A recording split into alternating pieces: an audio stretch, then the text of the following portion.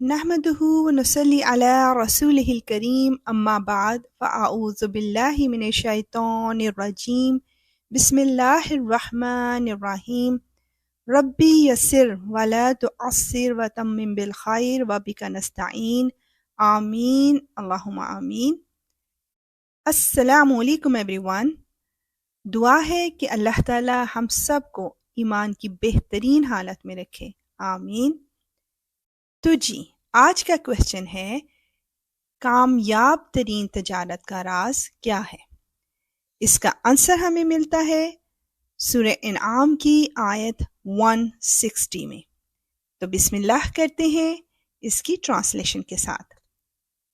جو شخص کوئی نیکی لے کر آئے گا اس کے لیے اس جیسی 10 نیکیوں کا ثواب ہے، اور جو شخص کوئی بدی لے کر آئے گا تو اس کو صرف اسی ایک بدی کی سزا دی جائے گی، اور ان پر کوئی ظلم نہیں ہوگا۔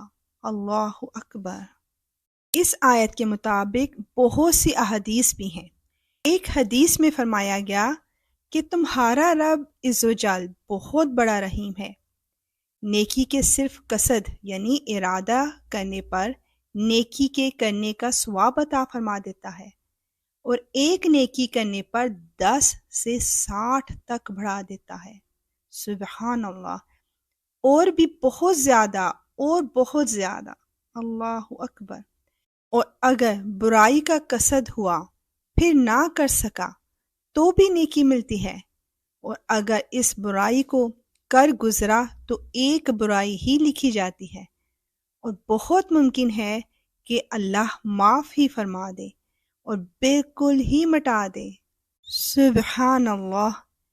سچ تو یہ ہے کہ ہلاکت والے ہی اللہ کے ہاں ہلاک ہوتے ہیں، اسے بخاری اور مسلم میں بیان کیا گیا ہے۔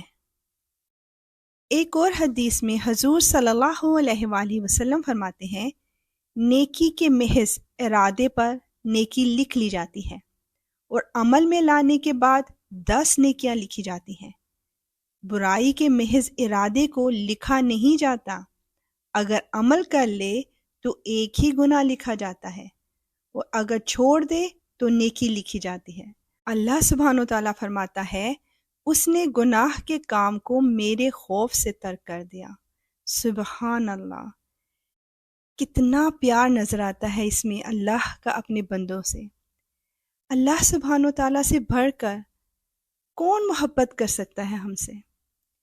اور اس آیت کے ذریعے اللہ سبحانہ و تعالیٰ ہماری تربیت فرما رہا ہے کہ اگر تم سے کوئی بھلا کرے تو تم اس سے بڑھ کر اس کے ساتھ بھلائی کا رویہ اختیار کرو، اور اگر کوئی تم سے زیادتی کرے تو تم زیادتی میں اس سے بڑھ مت جانا۔ بے شک یا رب العالمین، ہم تیری پناہ چاہتے ہیں فقر و فاقہ اور ذلت سے، اور اس سے کہ ہم کسی پر ظلم کریں یا ہم پر کوئی ظلم کرے، آمین۔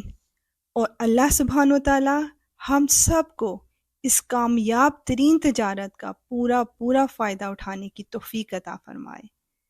اور اب نیکسٹ ایپیسوڈ کا کویسچن، کیا بندہ اللہ کی اجازت کے بغیر مومن بن سکتا ہے؟